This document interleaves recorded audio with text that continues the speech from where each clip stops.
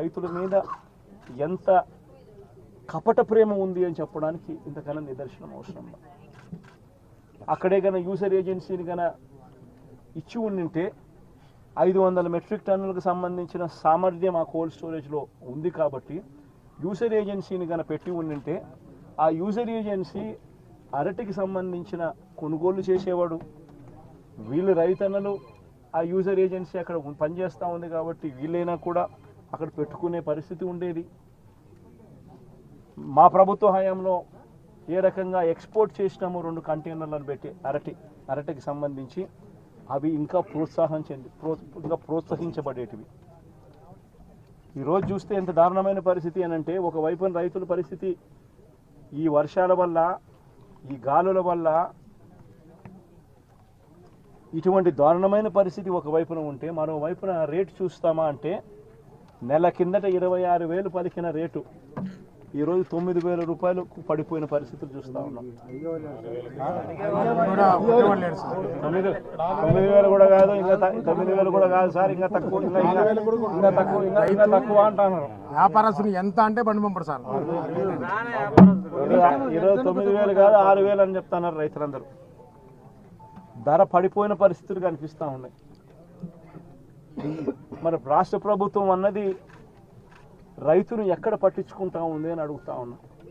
ఇట్లా మిర్చి పంట అయినా అదే పరిస్థితి, ధాన్యం కొనుగోలైనా అదే పరిస్థితి.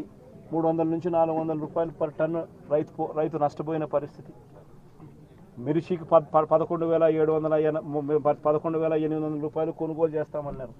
ఇంతవరకు 1 కేజీ కొనుగోలు చేయాలి ఒక రైతు దగ్గర నుంచి. పెసర పరిస్థితి అదే, శనగల పరిస్థితి అంతే, మినుముల పరిస్థితి అంతే, కందుల పరిస్థితి అంతే. ఏ పంటకు ఈరోజు కనీస గిట్టుబాటు ధర రాని పరిస్థితిలో ఈరోజు రైతన్న వ్యవసాయం చేస్తూ ఉన్నాడు.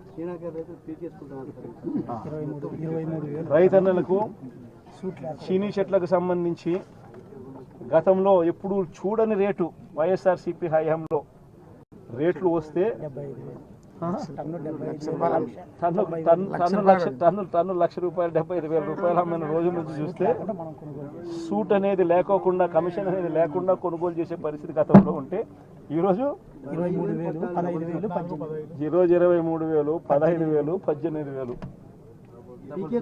కోవిడ్ టైంలో లారీలు డీజిల్ మనమే పెట్టి రైతులకు డైరెక్ట్ అకౌంట్ వేసినాం సార్. 12 కోట్ల రూపాయలు రైతులు డైరెక్ట్. అరటి రేటు మన కోవిడ్ ఎంత రేటు ఉంది సార్. లారీలు మనమే దారుణంగా ఉన్న పరిస్థితి. నేనైతే ఒకటి చెప్తా ఉన్నా, ఈ 4,000 ఎకరాలకు సంబంధించిన ఈ ప్రతి రైతన్నకు నేను ఒకటే భరోసా ఇస్తా ఉన్నా.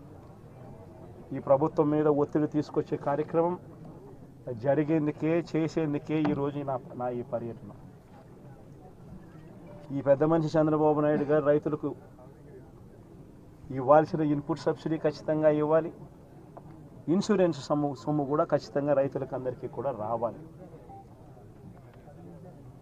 ఏ రైతన్నకు కూడా ఇవి రాని పరిస్థితి ఎక్కడైనా ఉంది అని అంటే మాత్రం ప్రతి రైతన్నకు నేను ఒకటే చెప్తా ఉన్నా, కళ్ళు మూసుకుంటే సంవత్సరం అయిపోయింది, ఇంకా కళ్ళు మూసుకుంటే మరో 3 ఏళ్ళు ఓపిక పట్టండి. వచ్చేది మన ప్రభుత్వమే. మన ప్రభుత్వం వచ్చిన 1 నెలకే ప్రతి రైతన్న ముఖంలో సంతోషాన్ని చూసేట్టుగా వాళ్ళకి రాని ఇన్సూరెన్స్ను ఇప్పిస్తా, ఇప్పుడున్న ఇన్పుట్ సబ్సిడీ ఇస్తాను. ఇవ్వడమే కాకుండా ప్రతి రైతన్నకు 2023లో ఏ రకంగా ప్రతి రైతన్నకు 50,000 రూపాయలు మళ్ళీ ఇచ్చినట్టుగా ఆ డబ్బు కూడా మళ్ళీ ఇచ్చే కార్యక్రమం కూడా ఖచ్చితంగా రైతన్న. ఇది ప్రతి రైతన్నకు నేను భరోసా ఇచ్చి నేను ఈ విషయం చెప్తా ఉన్నా.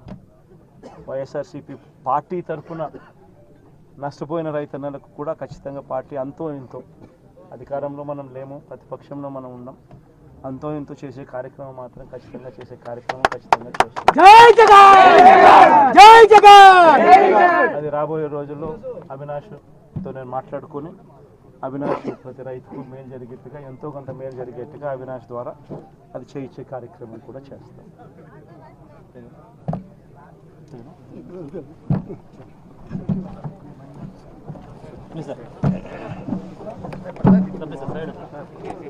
సెకండ్